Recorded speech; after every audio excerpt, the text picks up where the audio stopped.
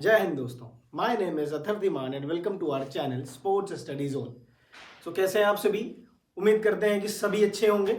सो आज हमारा टॉपिक है एंड्योरेंस। तो आज एंड्योरेंस के बारे में हम पढ़ेंगे, इसकी मीनिंग पढ़ेंगे और कौन से इसके राइटर ने इनकी कौन सी डेफिनेशन दी हुई है उसके बारे में जानेंगे। तो सबसे पहले हमने ये लिखा है, तो ये हमारी क्या है, ये हमारी मीनिंग है किसकी, एंड्योरेंस की। ठीक है, तो एंड्योरेंस को नॉर्मल लैंग्वेज में भी हम लोग क्या बोल सकते हैं, स्टैमिना। हम लोग नॉर्मल लैंग्वेज में नॉर्मल जो भी स्पोर्ट्स पर्सन होता है वो स्टार्टिंग में स्टैमिना ही बोलता है, बाद में आके उसको धीमे धीमे पता चलता है कि स्टैमिना को एक प्रोफेशनल वर्ड में क्या बोलते हैं, एंड्योरेंस बोलते हैं। ठीक है, तो एंड्योरेंस में हमारे क्या आएगा कि endurance is the ability of muscles to overcome resistance under the condition of fatigue. तो endurance is the ability of muscles. Ability मतलब की क्षमता, तो किसकी क्षमता, मसल्स की क्षमता। किसकी क्षमता, मसल्स की। टू ओवरकम रेजिस्टेंस, रेजिस्टेंस मतलब प्रतिरोध, प्रतिरोध under the condition of fatigue. किसकी कंडीशन के अंडर, फटीग यानी कि थकान। तो थकान की कंडीशन में, थकान की अवस्था में प्रतिरोध के विरुद्ध काम करने की जो मांसपेशियों की जो क्षमता होती है उसको क्या बोलते हैं, एंड्योरेंस बोलते हैं।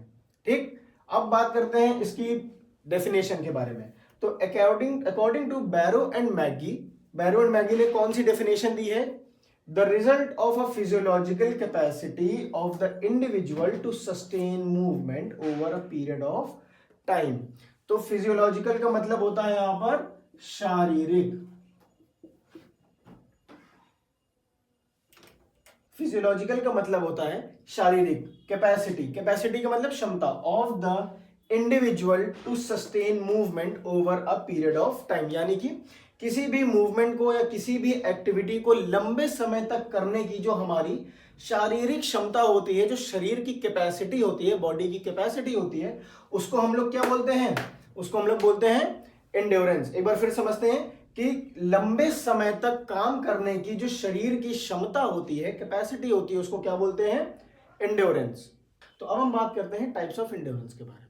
अभी हमने पढ़ा मीनिंग, डेफिनेशन, और अब हम बात करेंगे टाइप्स ऑफ एंड्योरेंस। अच्छा, डेफिनेशन हमारी किसने दी थी, बैरो एंड मैगी ने। ठीक है, तो टाइप्स ऑफ एंड्योरेंस में हमारे क्या आता है कि there are two types of endurance. हमारे पास कितने टाइप्स ऑफ एंड्योरेंस होते हैं, बेसिकली हमारे पास दो टाइप्स के होते हैं। ठीक है, according to the nature of activity, की एक्टिविटी किस नेचर की है, किस तरह से करना है हमको, और according to the duration of activity. Duration मतलब टाइम लिमिट।